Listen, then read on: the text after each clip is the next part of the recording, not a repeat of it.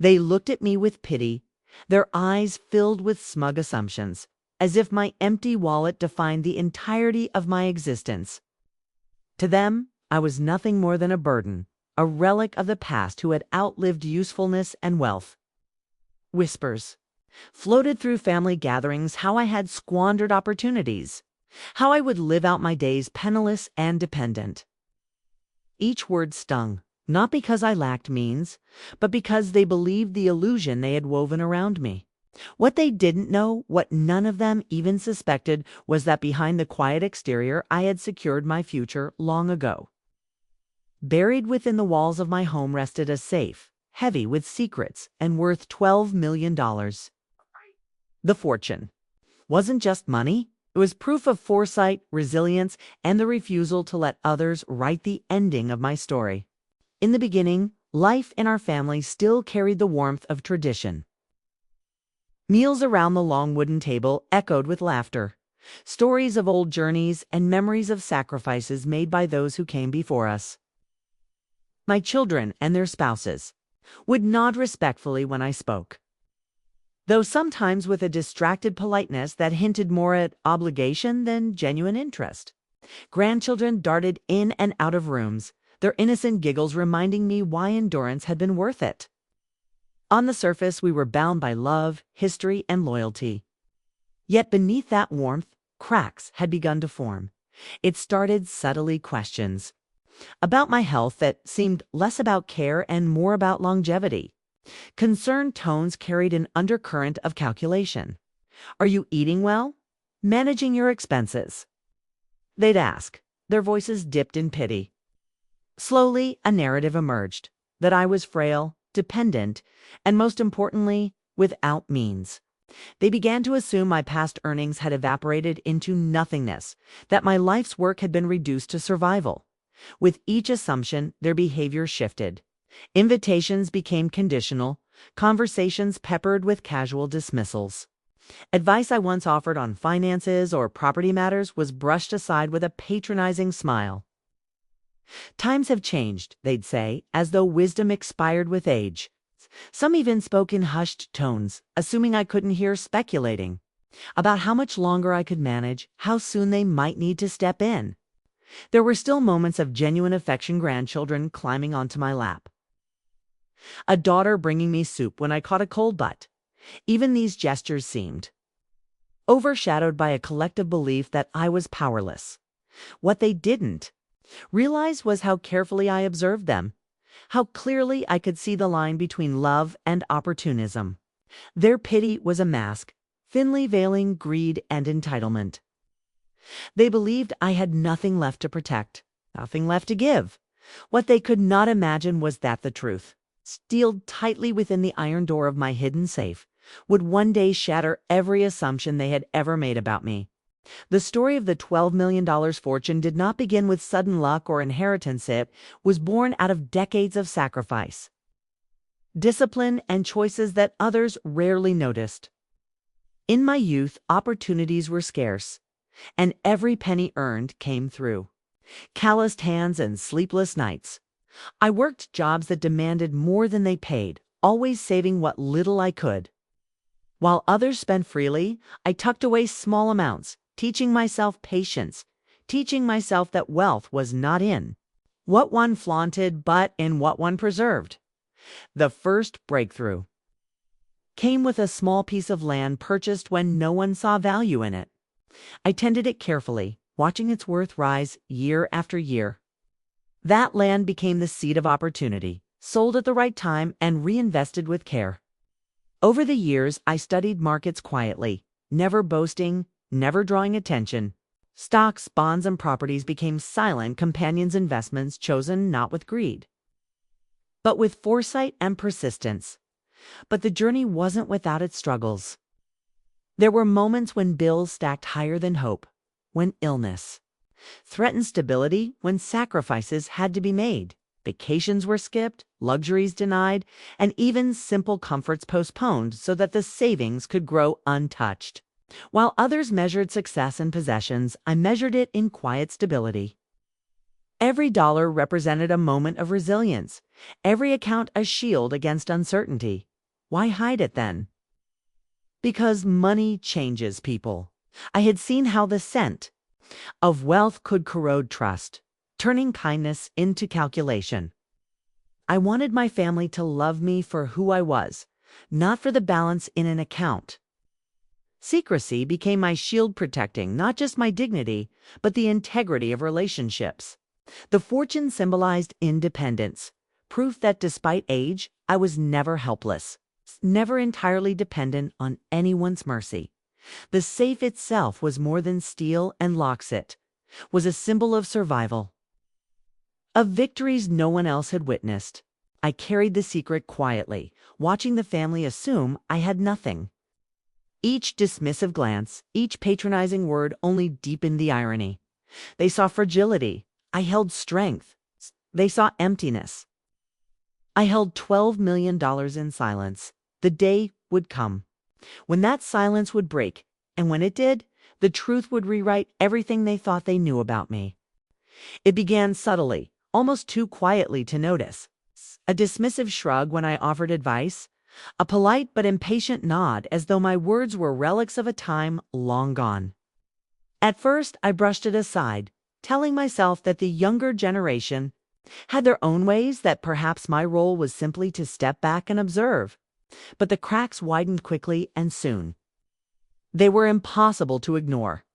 At family dinners, conversations flowed around me, but rarely toward me. Plans were discussed, trips, investments, even decisions involving the family home, yet my input was neither sought nor welcomed. When I tried to contribute, my words were cut short, replaced by smirks or offhand remarks. "You wouldn't understand," one nephew said with a chuckle. Another added, "These things are too complicated now." Their laughter stung not for its cruelty, but for its arrogance, the quiet dismissal of everything I had once carried on my shoulders. Worse still were the jokes that spread quietly at my expense. Whispers of Penniless floated through the air, cloaked in mock sympathy. They assumed I had nothing left, that old age had stripped me of both strength and means. Once, when I suggested a small improvement for the family property, my daughter-in-law smiled thinly and said, "It's sweet you still think like that, but we'll handle it." Her tone was sugar-coated, but the sting of exclusion burned deeper than any blunt insult. Slowly, the isolation grew. Decisions about finances, property, even family traditions were carried forward without so much as a glance in my direction. The legacy I had worked to build was being reshaped without me, as though I were a guest in my own life. They laughed at my caution, dismissed my values, and spoke of me as though I were fading, irrelevant, almost invisible. Yet, through it all, I remained composed. I let their arrogance rise unchecked, choosing silence over conflict. What they mistook for weakness was discipline. What they mocked as emptiness was strength held in reserve. Each humiliation only deepened my patience, sharpening the quiet resolve within me. For while they saw only what they wanted to see, fragile elder with nothing left, I knew the truth sat quietly locked away. Behind steel and secrecy, their arrogance blinded them. My composure protected me. And though their words cut like glass, I carried a secret that would one day turn their laughter into silence. It happened on an evening that should have been ordinary. The family gathered in the living room, voices mingling, the faint clatter of dishes in the background. I sat quietly in my chair, as I often did, watching the younger ones take center stage. My silence, they believed, was proof of weakness. But silence, I knew, was sometimes the most powerful reply.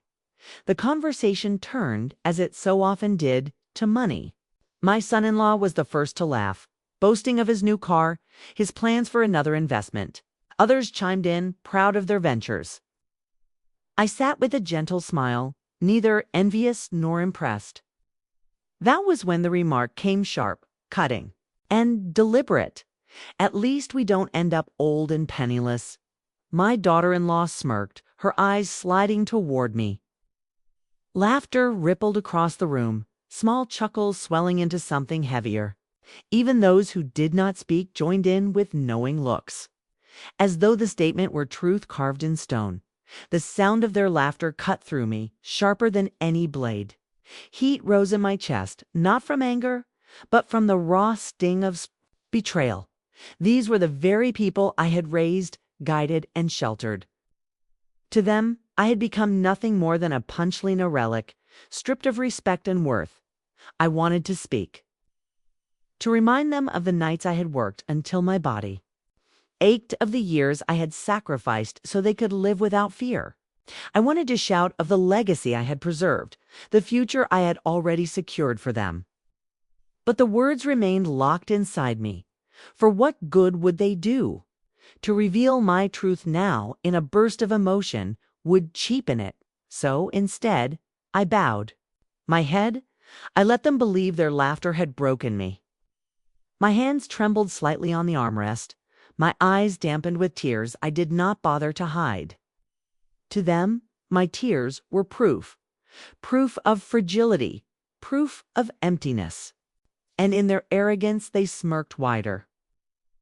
Convinced victory was theirs, but deep within me a spark flickered, not of anger, but of endurance. Every insult, every laugh, every smirk carved strength into the silence. They believed they had stripped me bare, but what they saw was only the surface. Beneath it lay a fortress they could not touch, fortune they could not imagine. Will stronger than their fleeting arrogance. In that moment of humiliation, I made a choice. Not to break, not to defend, not to explain. I would endure. Their laughter would echo, but it would not define me. And one day soon, when the truth revealed itself, very ones who smirked at my tears would realize that their mockery was the prelude to their own undoing. The breaking moment was not mine. It was theirs. They just did not know it yet. The laughter faded, but its echo lingered like a poison in the air. Long after that evening ended, the insult clung to me, heavy and bitter. My tears mocked, so I silly became the subject of quiet conversations and careless whispers. Family members who once approached me with warmth now carried an unspoken distance, as if pitying what they thought was my poverty. It began with subtle glances. At the next family dinner, I caught my nephew exchanging smirks with his wife, both avoiding my eyes. They whispered behind cupped hands, not realizing or not caring that I saw. My presence had shifted in their minds from elder to burden, from guide to ghost. The shift was not spoken aloud, but it was felt, pressing on me like a weight. Outside the walls of the home, the whispers grew bolder. A neighbor who had always greeted me with respect now asked with a half-smile, "Are you managing all right?" These days, the question was laced with something more than curiosity, carried the same assumption my family held, that I had nothing left. What had once been quiet dignity became, in their eyes, quiet desperation. Not everyone joined in the chorus of mockery. Some relatives expressed concern, their pity disguised as kindness. A granddaughter pressed my hand, her voice soft with sympathy, as if I were fragile glass. But even her affection carried a sting. She, too, believed the false story. She did not see strength in my silence, to only saw defeat. Others exploited the moment. My son-in-law, emboldened by the family's shifting loyalties, began to assert himself in matters that were not his. He spoke over me during discussions, dismissed my advice outright, and acted as though the mantle of decision-making had passed. To him, by default, the insult had cracked open a door, and through it arrogance strode freely. The atmosphere grew heavier with every gathering. Where once there was laughter shared in unity, now there were fractured, small, jagged breaks in the foundation of family. Loyalties shifted like sand. Some rallied around the daughter-in-law's mocking bravado, while others avoided choosing sides, their silence just as wounding. The betrayal was not just in words, was in the way my chair at the table seemed smaller, in the way conversations carried on without me, in the way my voice no longer commanded. Pause. The family no longer looked at me as their anchor. They looked past me, through me, as though I had already faded into irrelevance. Yet beneath the weight of their betrayal, I did not crumble. I endured the pity, the whispers, the exploitation, because I knew something they did not. Their mockery was rooted in ignorance, and ignorance is always temporary. They thought they had diminished me. In truth, they were merely exposing themselves. Every slight, every smirk, every whisper was a stone they stacked upon their own shoulders. They carried the weight of their arrogance without realizing it. And soon, when the truth surfaced, that weight would crush the very pride they now flaunted. For betrayal has a way of circling back. And though they whispered about my tears, one day soon the whispers would be about them. Behind the quiet walls of my modest home lay a truth no one suspected. While my family whispered about my supposed poverty, a heavy, silent guardian sat untouched, a safe built into the foundation of the house decades ago. It was not an ordinary safe tucked into a closet or drawer. No, this one was concealed behind a panel of wood in the study, disguised as nothing more than part of the wall's design. Few had entered that room, and fewer still knew its secret. The safe was more than metal and lock. It was the embodiment of foresight. Years earlier, as I worked, sacrificed, and saved, I had realized that wealth left in the open can corrupt. I saw families torn apart by greed, children grow arrogant with unearned riches, and legacies squandered in petty disputes. I refused to let my life's toil become another cautionary tale. Every dollar stored within that hidden vault carried a story. The fortune of 12 million was not won overnight, nor was it paraded as a trophy. It was the product of nights spent working when others slept, of investments studied carefully, and of sacrifices made silently. To outsiders and even to my own family, it looked as though I lived humbly, perhaps even sparingly. But humility was not poverty. It was protection. The safe was a symbol of independence. While others mocked or dismissed me, I knew I was not beholden to their pity or their arrogance. My dignity was preserved within that vault, waiting patiently for the moment when truth would need to speak louder than whispers. I often stood before it, running my fingers over the panel that hid its presence, listening to the quiet hum of its lock when I turned the code. To me, it was a reminder that preparation is not weakness. 'Tis strength in silence. Suspense hung around its existence like an unspoken promise. My family saw me as frail, powerless, and penniless. They measured worth in outward displays, never imagining that the greatest display was the one deliberately unseen. Their arrogance had blinded them to the possibility that beneath my stillness lay an untouched legacy. The safe remained closed, its contents untouched, because timing mattered. To reveal it prematurely would have been to feed their entitlement.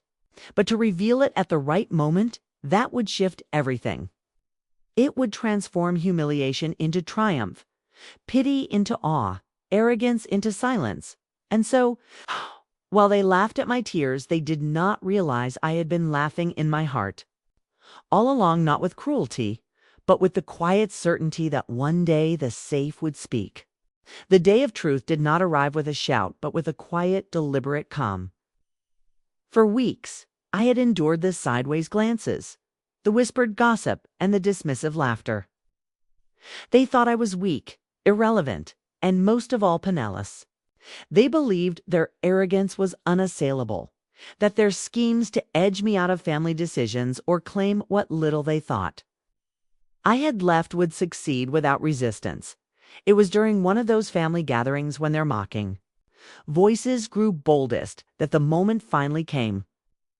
My nephew, smirking, raised a glass and joked, "At least we won't have to fight over an empty wallet when you're gone." The room erupted in laughter, some nervous, some cruel. My hands trembled, but not from weakness. I felt the weight of years of silence pressing against my chest, ready to break free. I looked around the table, studying each faces that had once smiled with love, but now carried entitlement and greed. Their laughter was the final spark. Slowly, deliberately, I rose to my feet. The room hushed, expecting another protest or perhaps quiet tears. Instead, I spoke with measured calm. "You see me as penniless." I began, my voice steady, but appearances can be deceiving. "For decades, you've mistaken humility for weakness. Tonight, that mistake ends." Confusion rippled through the crowd. The daughter-in-law shifted in her seat. The nephew's grin faltered. Then, with a gesture, I motioned toward the study. The lawyer whom I had secretly invited to witness this moment stepped forward. He carried no grand theatrics, only a quiet authority that silenced the room further. As he unlocked the hidden panel and revealed the safe, gasps filled the air. Eyes widened. Whispers broke out. When the heavy door swung open, stacks of neatly organized documents, investments, and bonds gleamed under the light. The lawyer spoke firmly. "This estate valued at $12 million has been legally secured, every detail accounted for, and every attempt to manipulate or undermine has already been rendered useless." Shock rippled through the family. Like a wave crashing against stone, faces drained of color. The nephew who had mocked me stumbled backward, muttering in disbelief. The daughter-in-law who once dismissed me as frail covered her mouth, her smirk gone, replaced by stunned silence. The humiliation was not loud or dramatic. It was far more powerful in its stillness. Every mocking word they had ever spoken now hung in the air, exposed for what it was, arrogance built on ignorance. For me, it was not about revenge. It was about revelation, about letting truth pierce through their illusions. The wealth was not a weapon, but a shield, a reminder that dignity does not crumble under insult. And foresight outlasts cruelty. As I stood there, the lawyer's voice cutting through the silence, I felt the weight lift from my shoulders. They had thought me powerless, dead. They were confronted with a legacy stronger than their greed. The room that had once echoed with laughter now carried only the sound of disbelief. And in that silence, the balance of power shifted forever. When the dust of revelation settled, I found myself not triumphant, but contemplative. The safe had been opened, the truth laid bare, and the whispers silenced. Yet what lingered in my heart was not a desire to boast, but to reflect. For years, I had chosen silence, not because I was powerless, but because true strength does not always need to announce itself.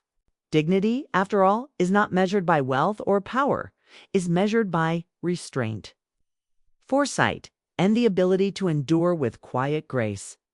The mocking voices that once rang so loudly had now grown faint, replaced by uncomfortable silence. Some family members avoided my eyes, ashamed of their part in the ridicule. Yet others, those who had not joined in the cruelty, stepped closer. Their support, once quiet, became visible now. They spoke with sincerity, offering apologies and renewed respect. It was in those small reconciliations that I found comfort. For betrayal had not destroyed every bond. I realized then that wealth, whether hidden or displayed, was never the true measure of my life. The $12 million in that safe was a shield. Yes, but it was not my legacy. My real inheritance to this family was the lesson etched into that moment. Arrogance collapses, but foresight endures. Greed isolates, but dignity gathers respect. I also understood that humiliation had been a necessary teacher. The smirks, the dismissive words, the mocking laughter, they revealed hearts that valued appearances over substance. And when the truth came, it exposed how fragile such arrogance truly is.